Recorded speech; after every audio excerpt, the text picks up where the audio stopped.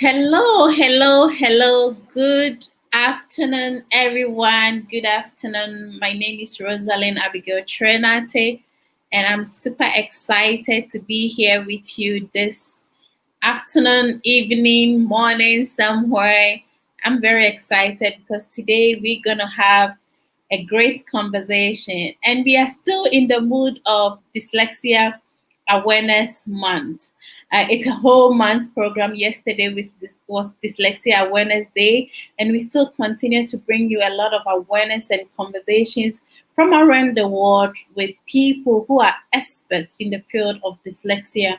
And today is a really very important one because the person is going to touch on the science of reading. And I'm super excited to have Dr. Samantha Johnston here with us.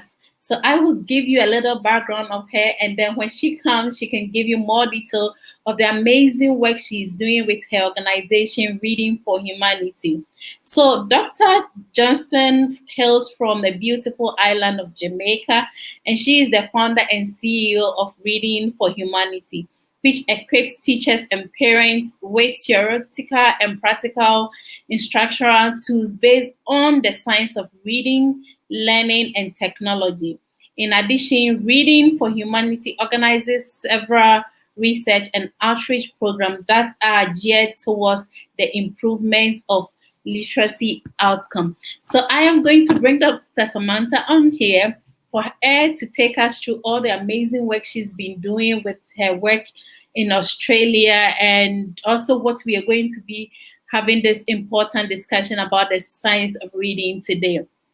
Hello and welcome to Dyslexia Global Conversation. I'm super excited to have you, and I just gave a brief introduction about you, but we would love for you to really tell us about yourself, the amazing work you're doing with Reading for Humanity, and then we can proceed to the agenda of the day.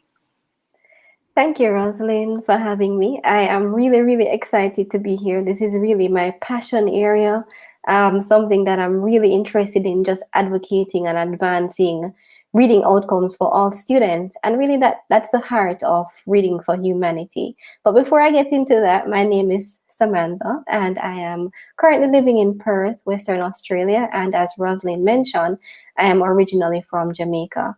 Now, growing up, my brother, he has dyslexia, but growing up, I really saw how he struggled with his dyslexia and really the difficulties that he encountered during the process of schooling. And unfortunately, a lot of times he received a report card, and the report card would have many negative comments, including you need to stop being lazy, you need to try harder, you need to work harder.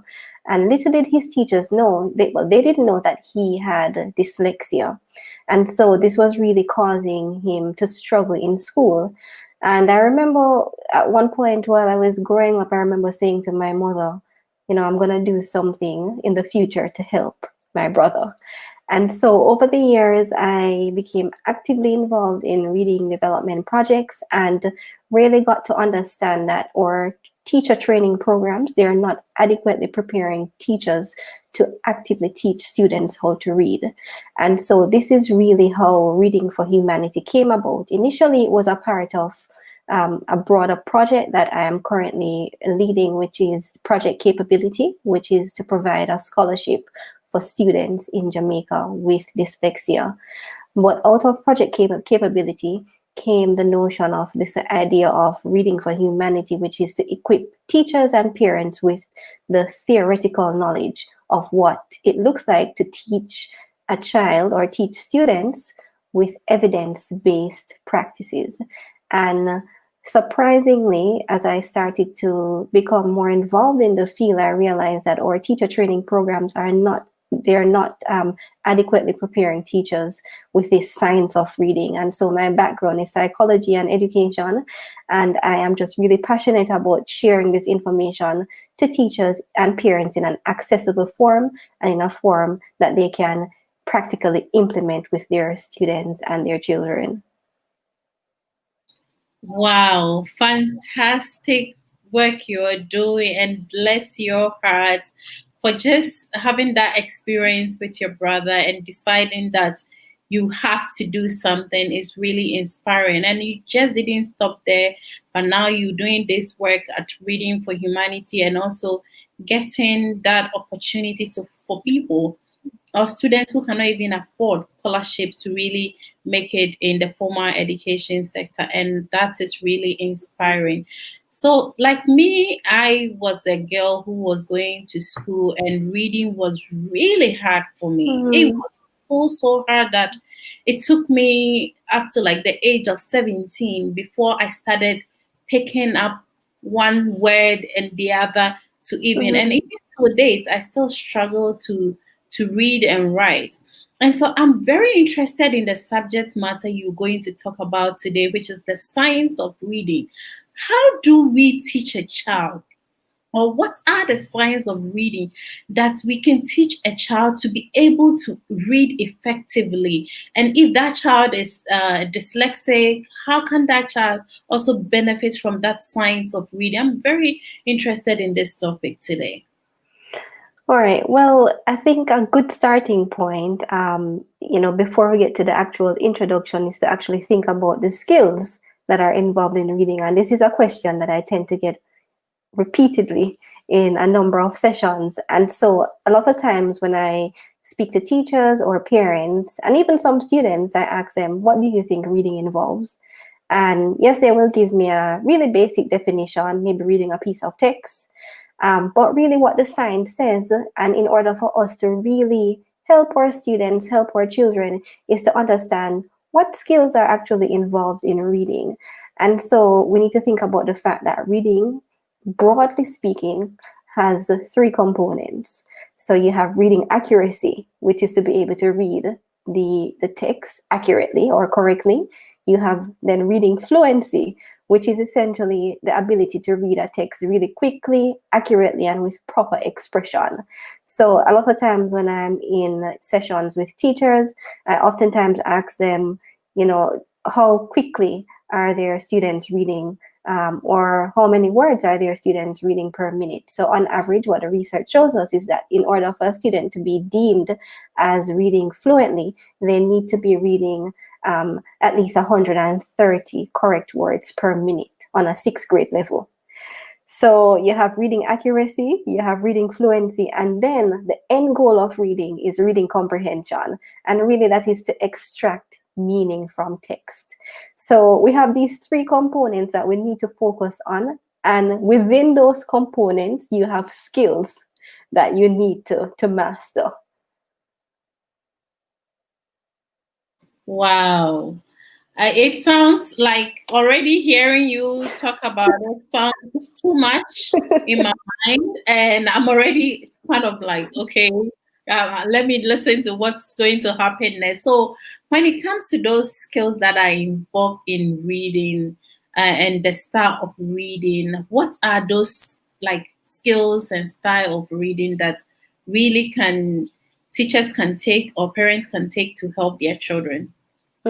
So good question. So what I'm going to do now is that I've spoken about reading accuracy, reading fluency, and reading comprehension. We need to be targeting those three areas. But within those three areas, one of the most robust models of reading or theories of reading that have really stood the test of time to explain how kids learn how to read, it's called the simple view of reading. And I'll explain what that is. And it's not really, I don't know why they call it the simple view, because reading is not a simple process at all. So in my opinion, I think they should have probably called it the elegant view. And really, it's an elegant explanation. It's very simple, of how they explained it. So I guess that's why they refer to it as a simple view. But they said that in order for students to be able to master the reading accuracy, reading fluency, and ultimately reading comprehension, there are two broad skills that we need to know. The power of decoding. So decoding is essentially using knowledge of letters and sound patterns to help us to pronounce the words. So this idea of we're speaking now, and speaking comes natural to us, But most times students don't know, or students who are just learning how to read, they don't know that sounds that we make can be represented by letters. So we need to teach them this connection explicitly. And it's funny because we know that reading is not natural, and we need to teach it explicitly, this explicit connection, because sometimes when I go into the schools, because I work with kindergarten to grade 6 students, and we know reading is not natural because they'll say to me, Miss, snake is snake a long word? So I said, why do you think that? So they say, because the actual snake is long. So they think that snake is actually long. So they don't have that reading does not come natural to them, and they have a different configuration in their mind of what words look like in terms of the word length. But us as teachers, and parents as well, we need to be able to help them to decode, and to ensure that they know that sounds can be represented by letters.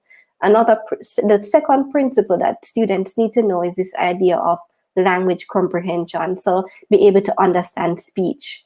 Now, one of the fundamental skills, there are many skills that fall under the area, but one of the skills that I really want to speak about today, that parents can foster in their children while they're at home, and teachers can foster in their students, is this skill of what we call phonemic awareness.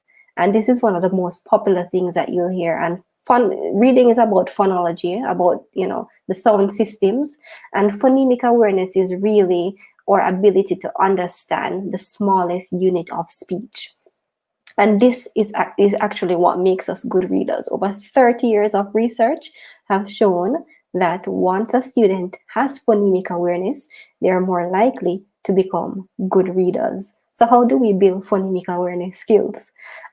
Practically speaking, well, for parents and teachers, you can practice activities, basic phonemic awareness, or we call them phonological processing, which is understanding of speech sound.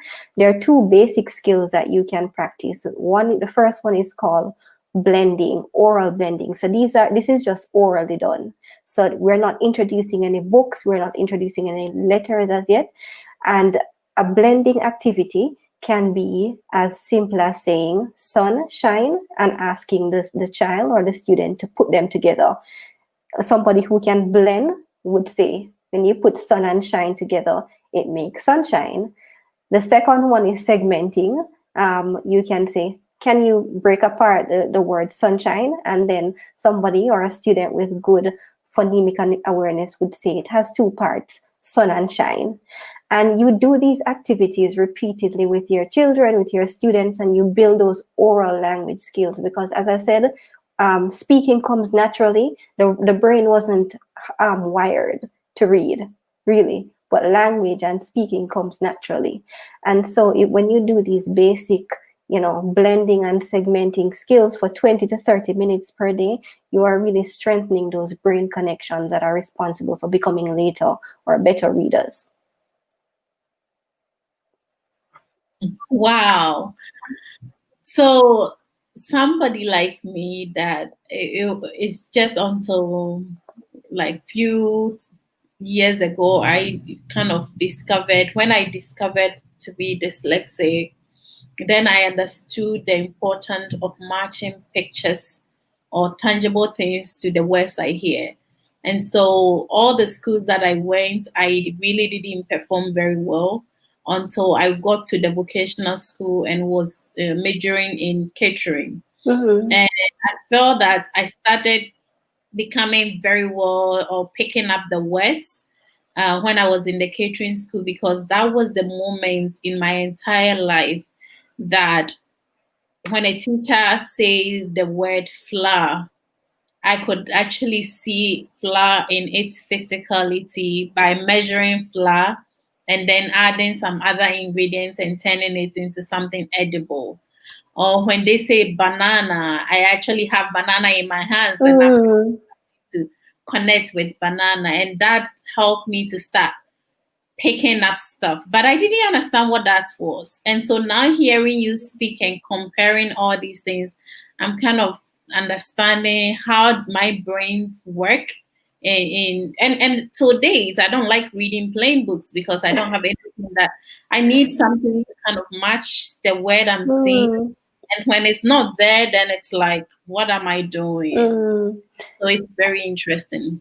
And you're right in saying that, because one of the other things that as part of reading for humanity, even though I look at the science of reading, I also look at the science of learning, because the science of reading just gives us what do the students actually need to know. But the science of learning actually tells us how should we be communicating that information to the students in a way that we will ensure that they're grasping it. So what you just described is from psychology, what we call the dual coding theory. And the dual coding theory really states that memory of events or information is enhanced when the information is provided in multiple formats or multiple modes of representations.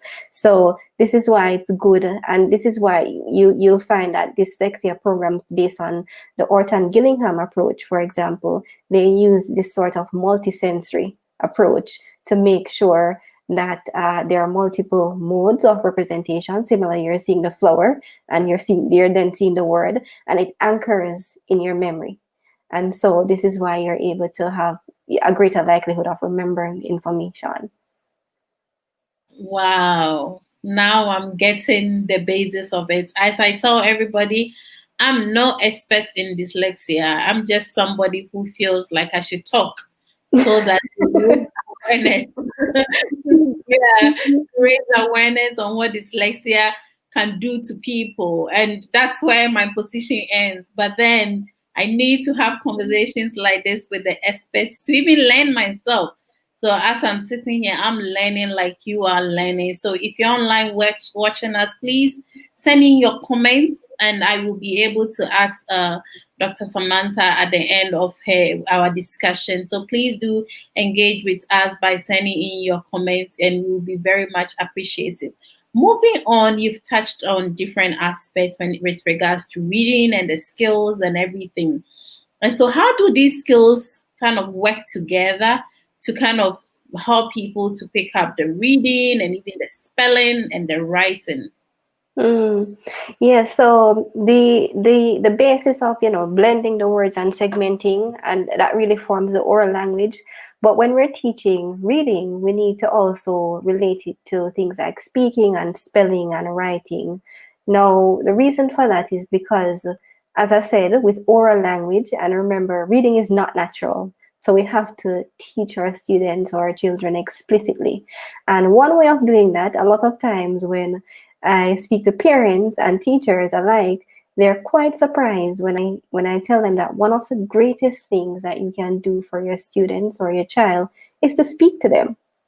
So it's just not any talk, and I'll explain what I mean. But a couple years ago, there was a piece of research that came out, very interesting research, and it said at that point in time that they realized that students who lived in poor households, they compared students from poor households and those from more richer households, and they found that there was a 30 million word gap. So what that meant was that kids from richer households, they were hearing more words compared to the children from probably a lower socioeconomic status. And we know from the research that hearing more words is actually better for the student, better for the child, because it strengthens those brain pathways that are responsible for reading outcomes. But then, I spoke to parents. Some of the parents, they were really alarmed, especially those from the lower socioeconomic areas, and they were saying to me, is this really true? Will my child not catch up? What can we really do? And really, the answer came to us a couple years recently when a colleague of mine, her name is Rachel Romeo. She works at Harvard University, and she did a really, really great piece of research. She studied their brains of children, and she studied what we call a conversational turn. And a conversational turn just means you're having a meaningful back and forth conversation with your child, with your student. And what Rachel actually found was that it doesn't matter if a child is from a lower socioeconomic background, it doesn't matter if you're from a rich household. once parents practice this conversational turn, you realize that the brain areas that are responsible for reading and language development, they were really strengthening. And so this is a free tool. It's free. You just speak to your child, and it's just, as I said, it's called turn taking, conversational turn, or serve and return. It has many names, but really the idea is just, it's not just any type of talk. So oftentimes we think that we're talking to our children, but we're actually talking at them. So we're giving them commands, and we're saying, "What are you doing? Go there," or "Come here. Don't do that." That's not really a conversational turn. The type of thought that will really facilitate this, language and reading development is you say, "How do you think we might solve this problem?" And then they give you a response, and then you respond back to them, and then you have that conversation. And this is what we call conversational turns. Parents and teachers alike can enact this. You can do this in such a way where it's fun and engaging, because we learn better when the activity is more engaging. So one of the activities I like to suggest is called freeze and speak. So the whole idea of freeze and speak. So let's say, Rosalind, for example, I say, "How are you doing today? How would you solve this problem?" I would freeze and then give you the opportunity to speak. And then when you're speaking, I listen to you, I listen to what you're saying, and then it's my turn now to speak, and then you would freeze. So that freeze and speak really enhances the conversation between student and parent, and or the teacher and student, or even between and among students. Wow. So now we talking about the speaking aspects, but how about the spelling and the writing? How are they related? Okay, so in terms of this speaking aspect that I just mentioned, in terms of the conversational turn, that really helps with reading accuracy and a bit of reading fluency. But the spelling and writing, spelling really helps with reading fluency. And this is, as I mentioned in the beginning of the conversation, this is really a skill that we need to advance, because if you can't read fluently, there's no way that you're going to be able to comprehend or understand what you're reading, because your mind is so busy trying to figure out what you are saying, and it's cognitively demanding. So in terms of spelling, when we actually think about spelling within the context of reading development, there's one important term that we all need to know. And this term is called orthography. And it's just a fancy way of saying how, or the spelling system of a particular language. So in English, we don't normally have like combinations like L and Z at the beginning of a word. And in the English language, every word is spelled has at least one vowel. And the Q, for example, is always followed by U.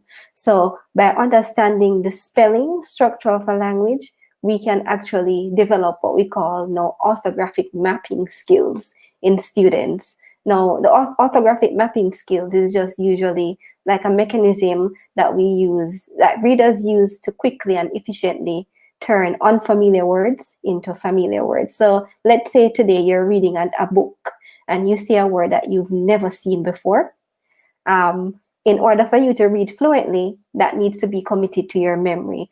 If that doesn't happen, then every time you see the word, you're going to be trying to figure out, what is this word?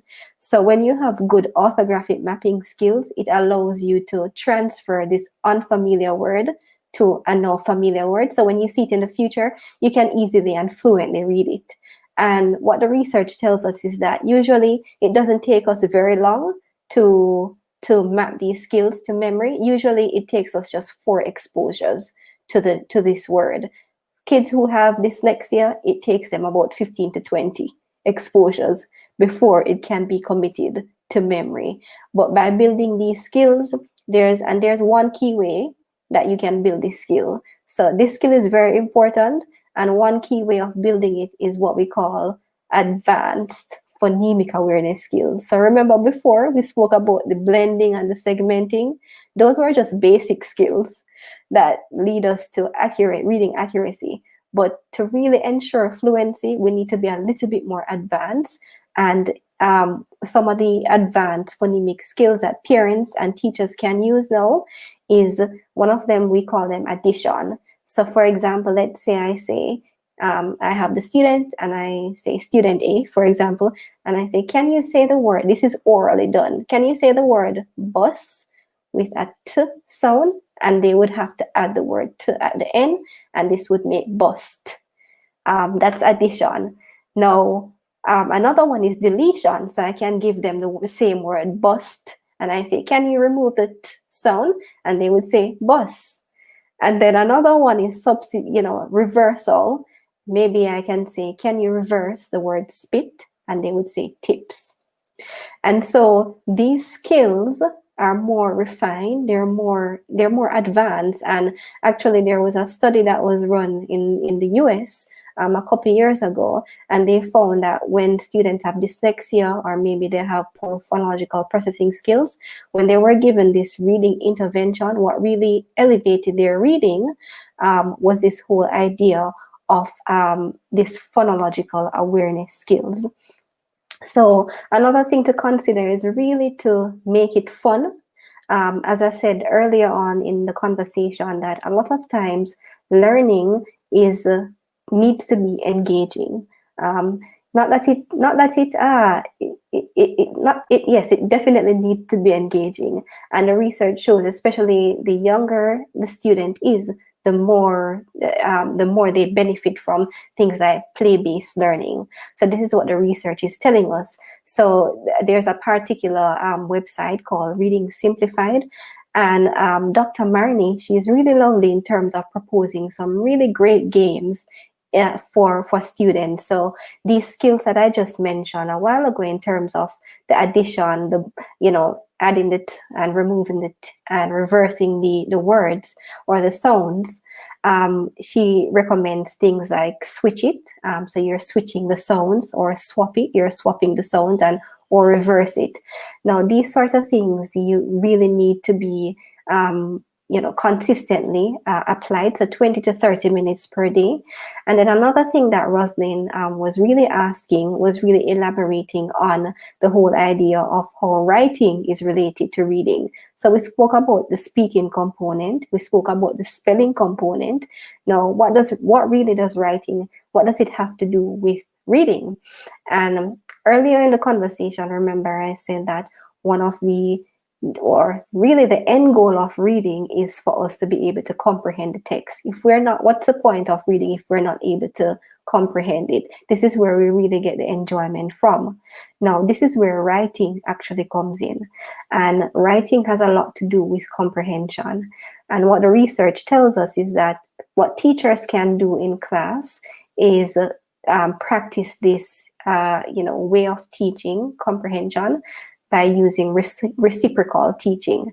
And what reciprocal teaching involves, it involves allowing the student to summarize the text, allowing them to ask questions about the text, also allowing them to predict or infer what will happen next, as well as clarifying any unfamiliar meanings. And these 4 skills are really important for later comprehension skills. One of the things that I want to highlight, though, is that not all these strategies are, strong. Two of the strongest strategies to help with, writing and comprehension, the research shows us, involves summarizing and asking questions about the text. So I would advise teachers and parents alike to make sure that you're enhancing the summarizing aspects and the asking questions, because these really help students. And the research suggests that this really helps students in terms of their comprehension. And one of the things I want to highlight is that for students to be doing these summarizing and asking questions, it needs to be done based on the research and based on what we've seen, is that it takes about 6 weeks to see results of better comprehension when you employ these strategies. So 6 weeks, and practice twice per week. So I think Rosalind has disconnected a bit, but I'll continue. Oh, you're still here. Sorry, you're on mute, I believe. So I was listening to everything here, and it is interesting. But my question to you, when it comes to the reading, the speaking, and the writing, assuming somebody like me, because we're doing the dyslexia awareness, and people are calling or inquiring that maybe I'm over the age of 30, but this is interesting. I still cannot read, but I want to learn how to read. Does this presentation or the insights you're giving only apply to children or can be applicable to adults as well?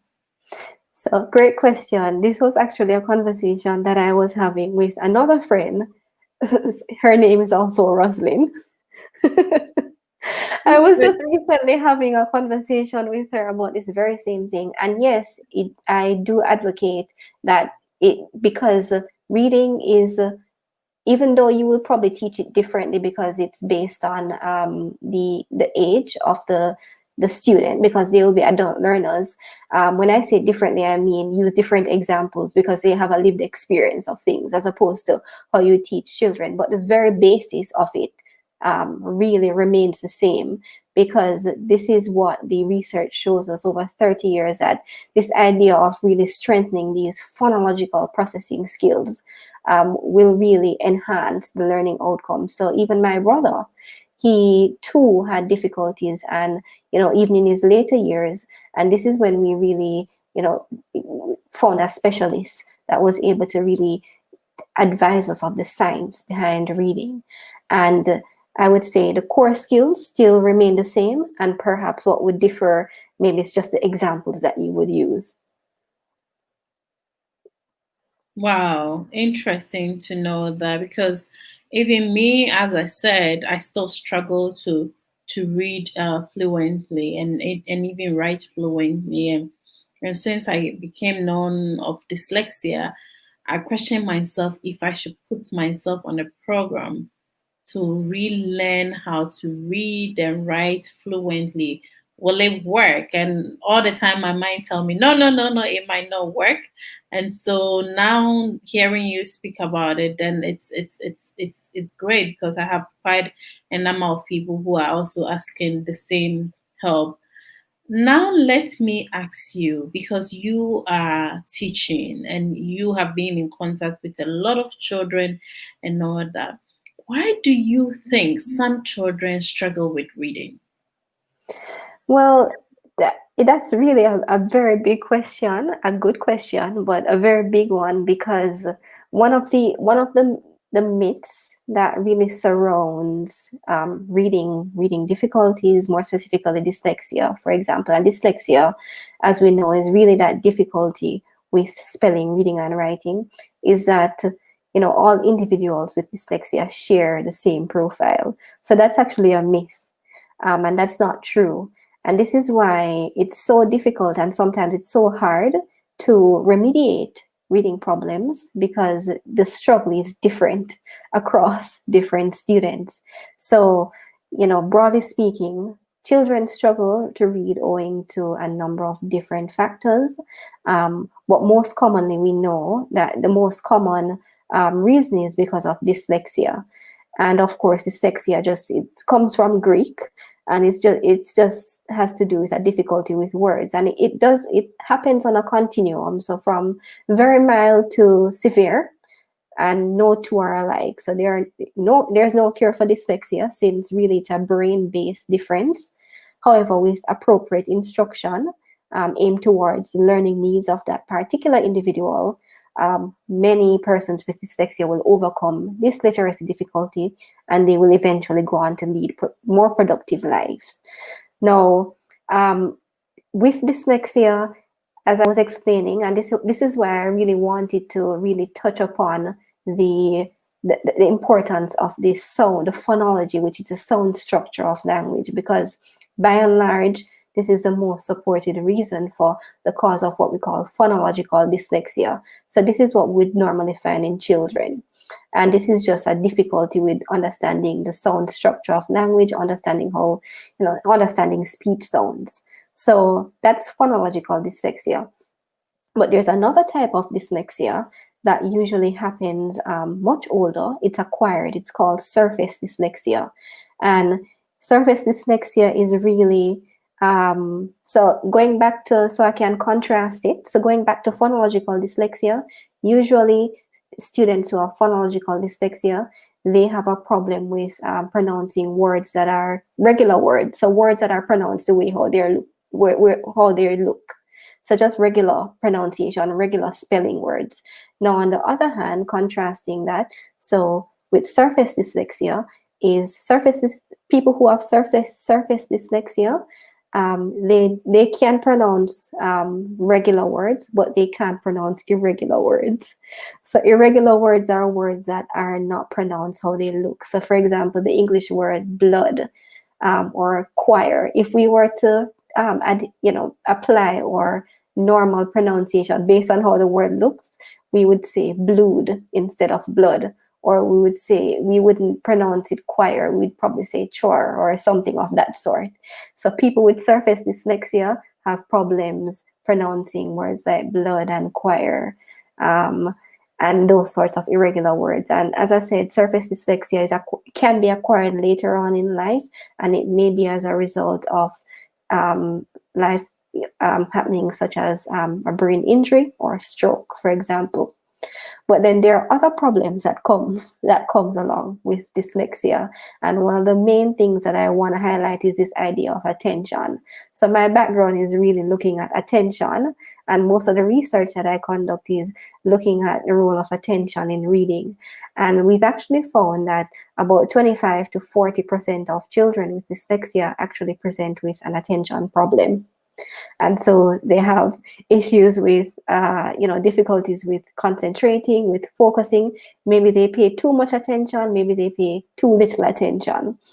And so, to find that sweet spot, we have to implement these attention training programs. But with dyslexia, we call it a comorbidity, which just means that it happens most often with it. So you are likely to find somebody with dyslexia who has attention problems. But then there are other problems. You have visual processing problems, you have auditory processing problems, you have spatial processing. So really what I tend to do is that when we start the remediation process is to really identify what are the weak skills that we need to be targeting, and then design an intervention program around that for that particular student. Wow. I mean, like you saying this, like attention problem and all that, I do have that. I think I can learn maximum 30 minutes and I want to do something else. I'm not able to still and concentrate on something, especially when all I'm reading is a plain text in a background of white paper.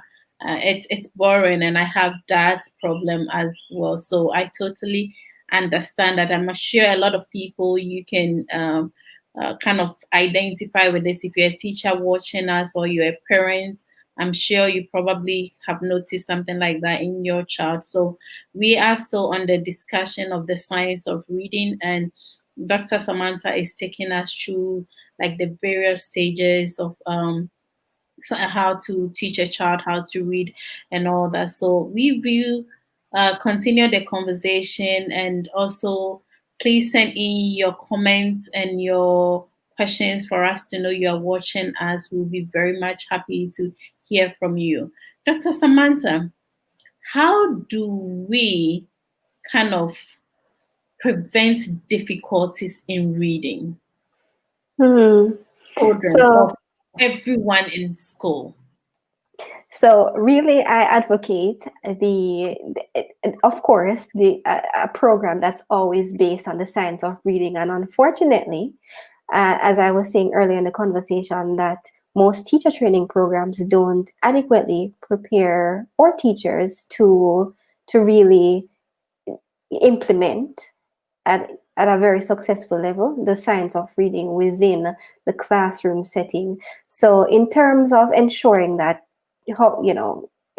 children become efficient, skilled readers, meaning reading accurately, fluently, and with comprehension, this is achieved through what we call a a structured literacy approach that really incorporates what we call a systematic, explicit, phonics-based approach.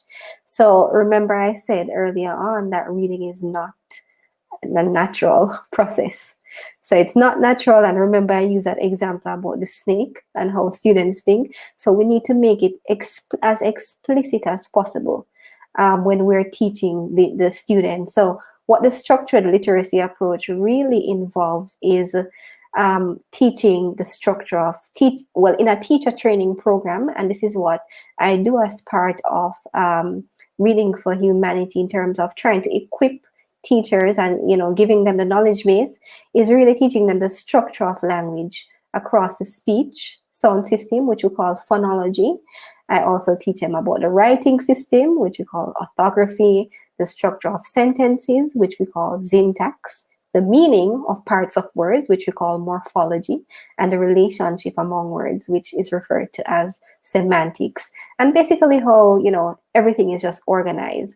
But really what I want to highlight is this whole idea of the phonics base. And I don't know if you knew this, Rosalind, is, there's currently a reading war that's going on. We have a big reading war. And what this reading war involves is that there are two camps. The first camp is this phonics-based approach, which is we need to be explicit. The activities that I just described a while ago in terms of the oral blending, advanced phonemic awareness, those sort of skills. This is a phonics-based approach. But then on the other side, we have the whole word approach, where you have teachers adhering to principles where they don't really adhere to phonics base. It's just teaching the word as a whole, having the students memorize it, and then expecting them to read.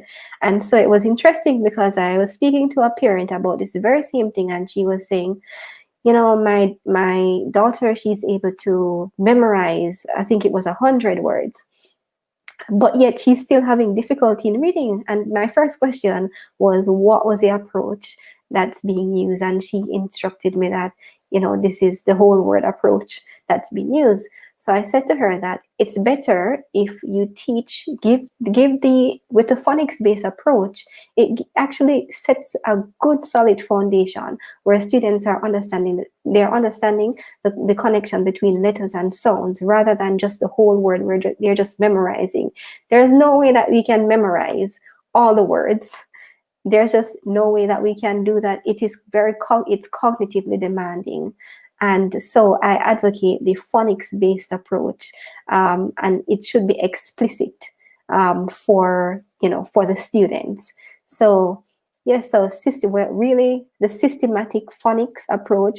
There is this lecturer here in Australia. Her name is Pamela Snow, really well respected in the field. And I really loved something that she said. She said that the systematic phonics approach is good for all, essential for some, and harmful to none.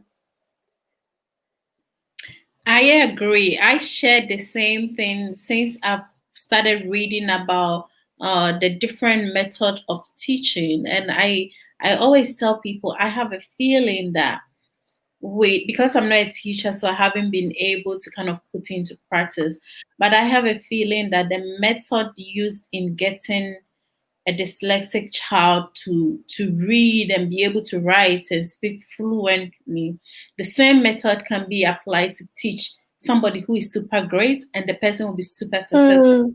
But it cannot be applied the other way around, where you just do words memorization and you expect everybody to produce. Unfortunately, you are addressing a market here, which is the Ghanaians. And in our schools, that is much what is happening. Like, you go to school and you are forced to memorize things, because when you're even trying to be creative in your writing or bringing out answers, teachers don't appreciate. They want you to memorize exactly the things they are teaching you and be able to produce the same thing in examination. And I'm sure you are from Jamaica. I don't know how that is also over there, but over here in Ghana, that is exactly what is happening. And so children are not allowed to think outside the box and really use their creative mind in writing skills and all that. So this is really good, and I am in support of the phonological based approach to teach people how to read and write and also speak. It's brilliant. Mm. Okay. So to go on, I would like to kind of ask you what's hard there. Like I know when it comes to reading and writing and speaking, of course, there are programs out there that teachers can look into, that parents can look into.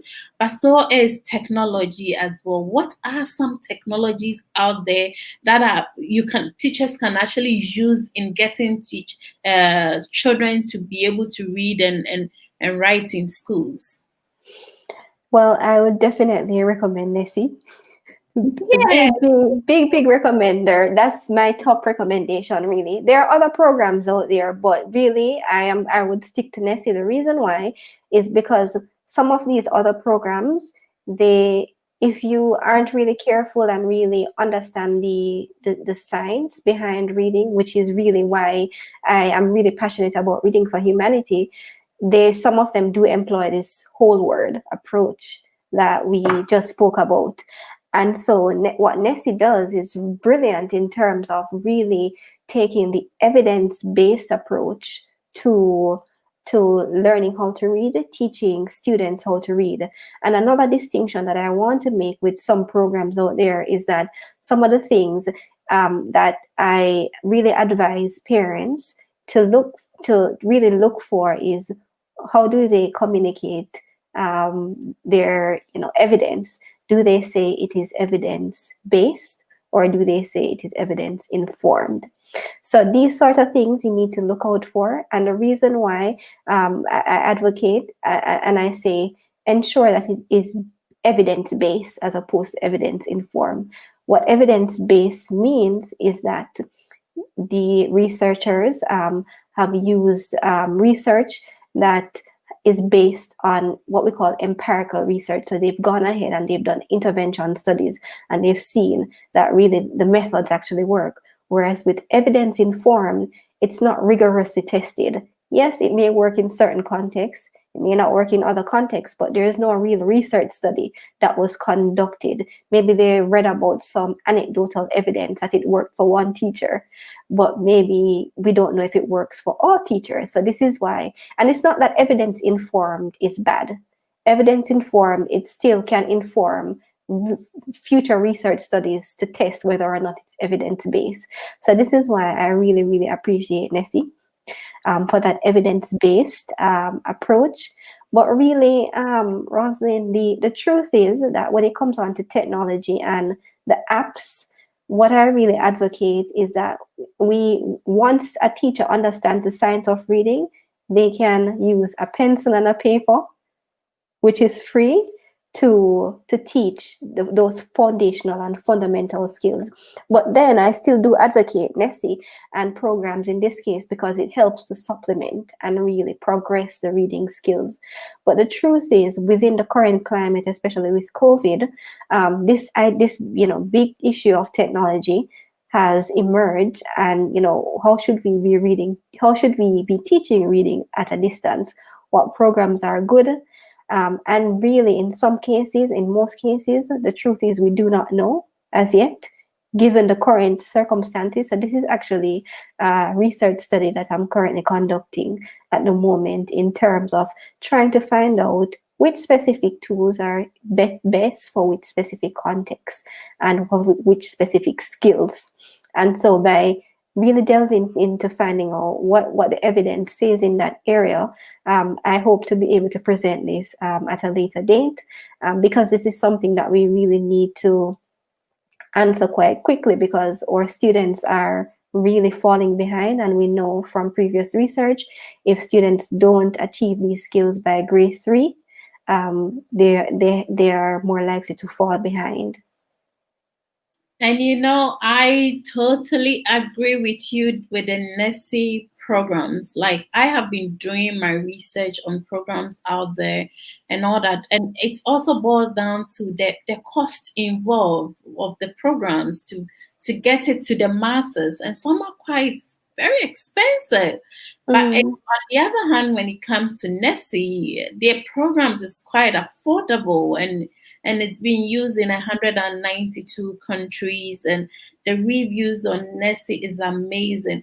Also, as a company, for them, I feel like the philanthropic aspect of it is also exciting. So even in Dyslexia Awareness Month, they are giving so much package for free. Uh, Mm.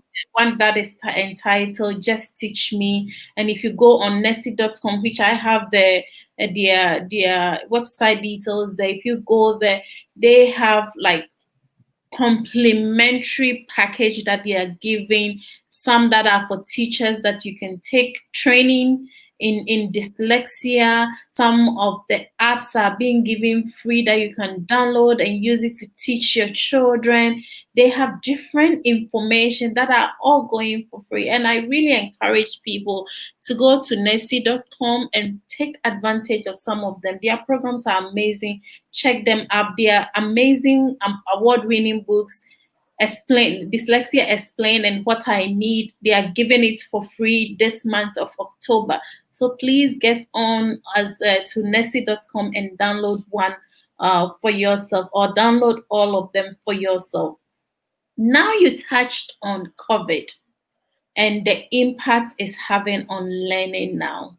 So, how should the learning environment be developed in order for students to become skilled readers in this moment of COVID? Because I feel like by next year we will have a huge gap when it comes into learning for children, because a lot of children are at home at this moment. Some don't have access to the internet, some don't have access Mm. electricity and all that. So, what advice or what encouragement do you give to teachers that are teaching this type of students, or every teacher who is watching us now and going to watch later? So that calls into, the question, the whole idea of the science of learning. And so in addition to ensuring that teachers adhere to, a systematic, a phonics-based approach, and a systematic, explicit phonics-based approach, because it doesn't make any sense we cultivate an environment for learning if we're not adhering to this, science of reading.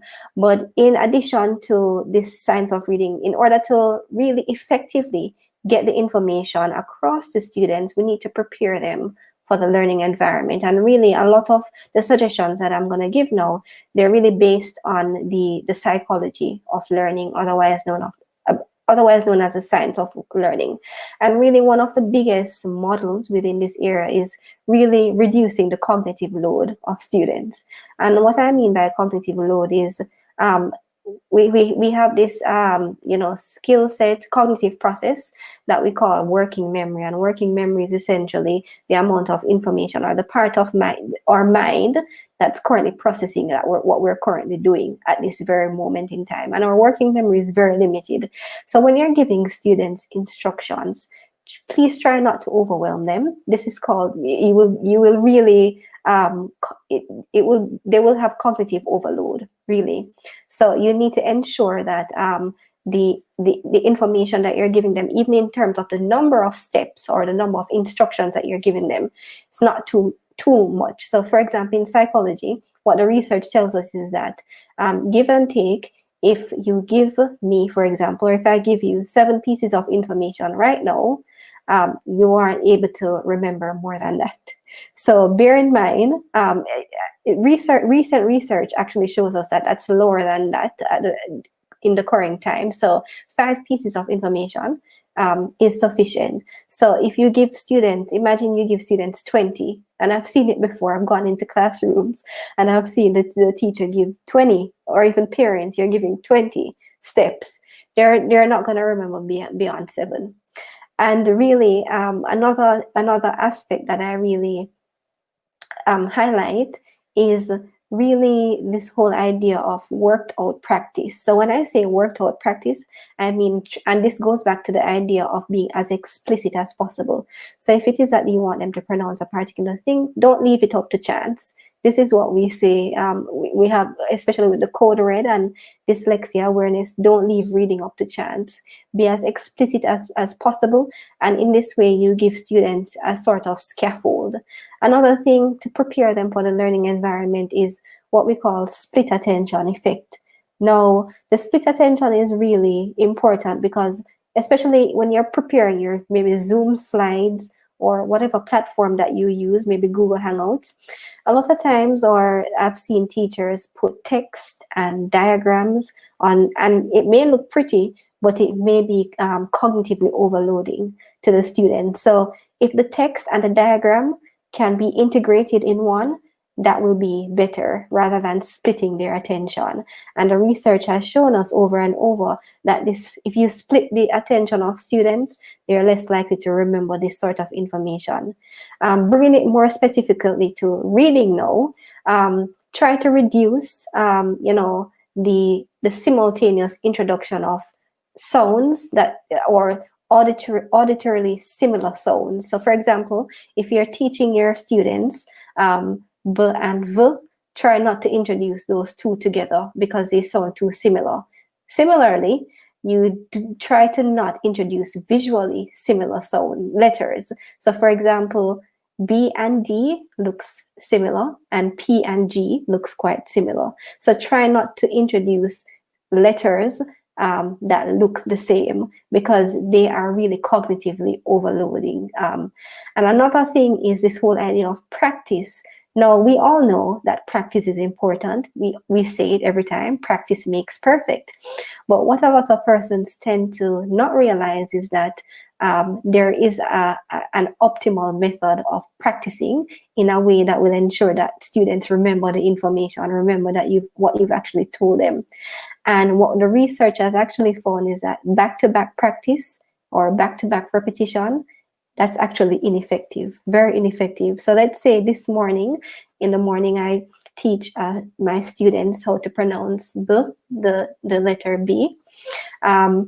Don't give them again in the evening. Space out your practice. Maybe skip a day. And if today is Monday, you skip a day and you give them another day.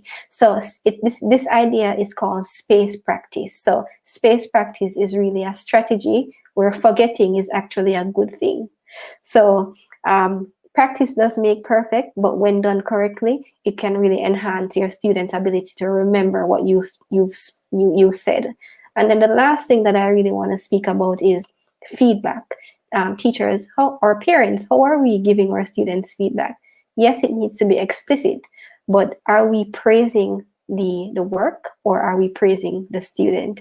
What the research actually shows us is that students actually perform much better if you praise the effort and not the person.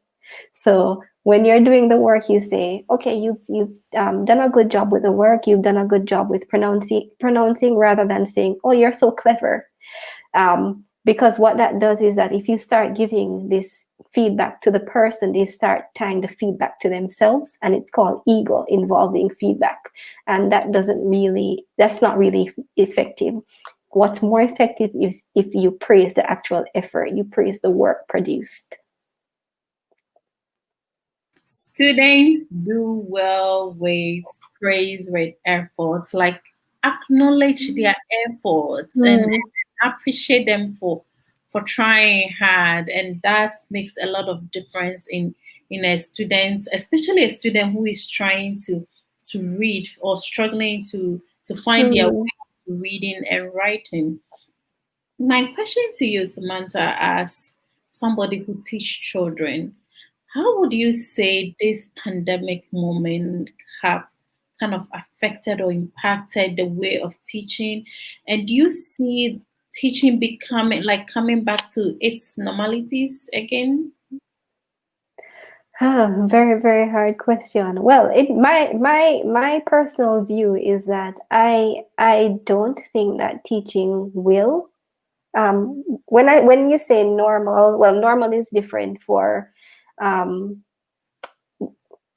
way how you define normal is different for everyone. But in terms of I should advise teachers to really stick to the principles of reading instruction, the science of reading. But what I would advocate is that really leverage the capabilities of technology, because technology can actually make learning a little bit more fun. And so I am in the technology field, and I saw the benefits even before the pandemic happened. And so it's now we're in the biggest global experiment when it comes on to teaching reading. And so whenever we do transition back into or a physical learning space, in my view, I still think that teachers should leverage the capabilities of using technology within the classroom, because technology can actually enhance learning outcomes, enhance engagement. And in order for us to, teach our students anything, they have to firstly be engaged. But having said that, there are a couple, um, things that we need to think about when we think about the integration of technology. So before the pandemic, we used to be bombarded with a lot of information where it concerns the use of technology. A lot of times we used to hear that screens are bad. We shouldn't be giving our children screens. Nobody is saying that no, because you need the technology.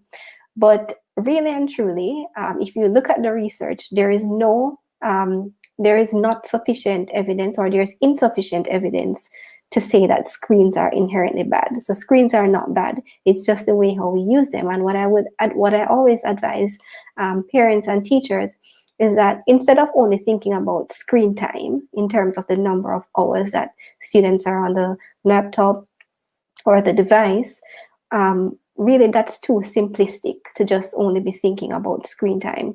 What we also need to be thinking about is the screen quality, which involves whether or not what the student is viewing is age appropriate, is it educational, and is it interactive. And then we also need to think about screen collaboration. How can we find time to collaborate, meaning look at the screen with our children, and co-viewing? So you can develop family media plans to make sure that whatever the student is viewing is appropriate, because going into this new era, we need to really teach our students about something that they didn't have a previous experience with, and that's really internet etiquette and the rules of being on the internet. Yes, we use the internet, but we really didn't have any sort of rules that govern how kids use it within the educational space. Wow. I love the angle you took it from and where you also ended. But then as I was listening to you, and I'm just imagining most part of the world where they don't have access to internet. They don't have access to even electricity. Mm, And I was speaking on TV the last time, and somebody phoned in, and the teacher was like, I'm an IT teacher, but I don't have access to computers, and I teach children from the book to learn about IT. And I only have one laptop, which is my own personal laptop, and that's what I use in teaching 70 students. And I'm just imagining like all that you're mentioning, but then how would a majority of the population in the world as well benefit from things like this? And this brings me to where it come back to what we are working on when it comes to the SDG agenda for 2030, where we're looking at quality education and inclusiveness. And this sends a message, or I like sending a message to them that as we're working on improving the quality of education and also making it very inclusive, it is, I feel, the high time that the world and the leaders of the world be thinking about some of these really critical issues, because we want students to benefit from everything. We want mm, everyone everywhere to benefit from everything. And I feel like it will be fantastic, even if there is no access to internet, but then there are technologies that we can do that lessons can be uploaded on machines that does not require them to have access to internet, but let's say common electricity just plugged, and they'll be able to access lesson from all around the world, or from teachers and all that. So it's interesting how you say that, but also then I think about the majority that are not also getting access to some of these things. Coming back to it, what are some of the, apart from what you mentioned, what are some of the technologies actually that teachers can use in teaching people during this time, those who have at least access to technologies? Because mind you, in my country here, some people even don't know what Zoom is about, that I Mm. really take advantage of Zoom to teach my students. So in terms of the just to agree with your point in terms of the SDGs, really, I do agree that this is really an issue that the government really needs to take into consideration going forward, in order for us to ensure that there's equity within the learning process. And in terms of the whole idea of technology, it's interesting that you've mentioned this important point in terms of, yes, they may have the device, but what about electricity? And I ran some focus groups with students from Liberia, Mozambique, Kenya, and this focus group, it's really in collaboration with Single View and UNESCO. And we found that this was really a big issue in terms of the worry and the concerns of students when they think about the future of their education. And this is really something that the government needs to take into consideration, listening to the students in terms of what they need, but also teachers as well. And some of the things that, it's funny that you mentioned Zoom, because, in having these discussions as well, some of the students expressed that some of the teachers actually don't know, how to use Zoom. And it's really unfortunate, which really speaks to the fact that we need to be offering teachers this whole idea of, technology training, how to turn on a computer, how to access the computer, these sort of things. But by and large, in terms of virtual learning, apart from Zoom, of course, you have different meeting platforms. Another one is WebEx. But I think Zoom is a little bit more friendlier to what people know, Microsoft Teams. But by and large, a lot of teachers and that I've been interacting with, they use the Google Hangouts, which is free of cost. And I think the Google packages or the Google features, actually, it does help, because with even the Google Documents and the Google Classroom, it allows the teachers to actually collaborate with the students in real time. And we know that we need to foster that level of collaboration among the students and among the teachers as well. So the teachers that I've been interacting with, and some of the ways that I've been seeing them implement things like, going back to one of the examples that I said with using bus and removing the t sound, you see the students on the screen removing the t. And it's easier. Sometimes it's easier for them, and it's a little bit more fun because you're engaging with the technology and you're doing it with your friends at the same time. Amazing discussion, and we are almost like at the end of our presentation of the conversation, and I still have the edge to even ask you. I'm also conversant with time and our viewers and all that. But definitely we have to bring you back, and maybe not in this setting of Dyslexia Global Conversation, but more into a workshop base where we can really take our time and break things down to parents who want to learn, to teachers who want to learn, and to anybody who really wants to learn. I feel like we should do something like that. And so I would like you to speak to our viewers and even people who are going to be watching later, your parting message when it comes to the science of reading and how really parents can play their part and teachers as well can play their parts. Yeah, so first of all, I want to just say thank you for having me on, and thank you for the opportunity to invite me into your homes. I really appreciate it. As I said, it's really a passion of mine. And what I just want to firstly say to teachers is just keep on keeping on.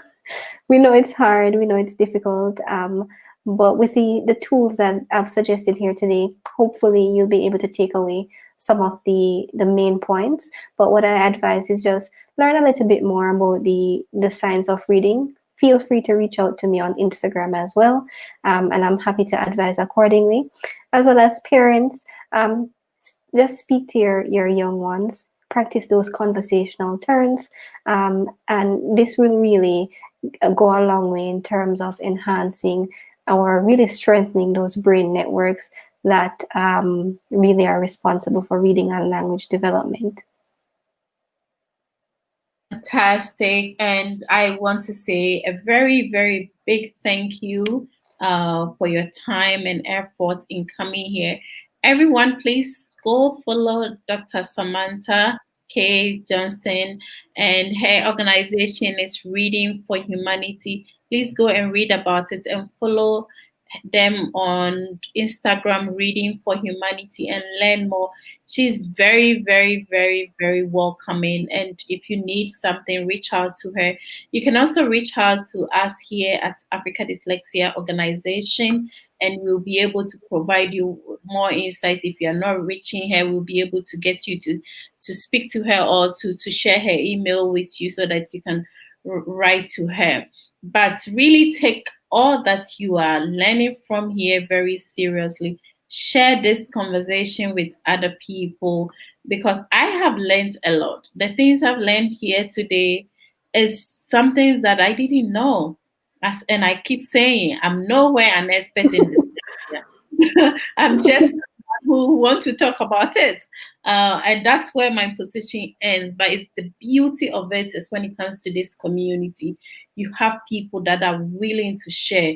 You have people that want to share knowledge with you, that if we are supposed to go and pay her to come and give us this talk, I'm sure we can afford. But she's doing this from her heart to us. And all you can do is just click and share with somebody who can really benefit from it. So we thank you guys for joining us tonight. We have awesome comments in, but then we didn't have questions, and I'm sure it's because they really yeah, like, oh my goodness, I didn't know what they are talking about. But thank you so much. And so, viewers, I would like to say a thank you for joining us today, and also thank you to the people behind Dyslexia Global Conversation and Africa Dyslexia Organization. I give shout out to Ekia, Teresa, Gamel, Theophilus, Mary. I give shout out to all of you with the amazing work you're doing for us to keep going. And viewers, we will come back to you on Tuesday with Dr. Gad from Egypt, and he is going to take us to another level. So please follow our page, share our page with people, and let them learn and know that we are still in the spirit of Dyslexia Awareness Month, and we want to get the word out there for everybody to learn about dyslexia. Thanks for joining us this evening. Have a very good evening wherever you are, and a pleasant weekend.